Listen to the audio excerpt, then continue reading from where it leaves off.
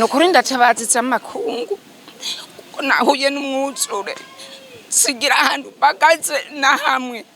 mfise abana nabuze aho ndabaraza nabuze naho nkwigwa ndabaza amakungu ko yoza kuntabara amakungu akamfasha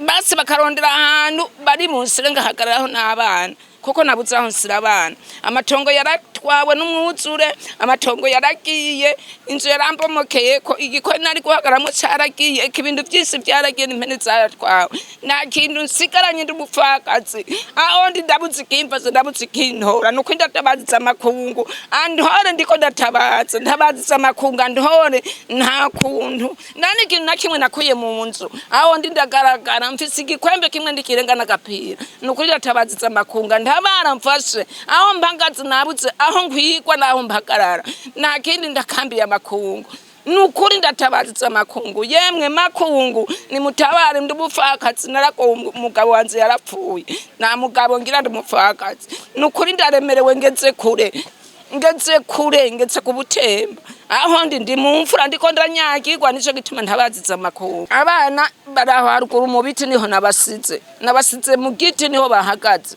impene zose zaragiye amatongo yose yaragiye singira ikimfasha singira soke cyaruguru singira n'icepo cyaruguru cyo mfasha kandi mana nizarira twica kuvetso nuko ntabaziza amakungu mudufashe dana hamwe dufise kandi turaronka ifungurwa kandi twokora abanyagihugu ngo baduhe ifungurwa mbese nabona batewe n'uyo mwutsu mubagira neza savye bamfase bandondere n'ahantu noba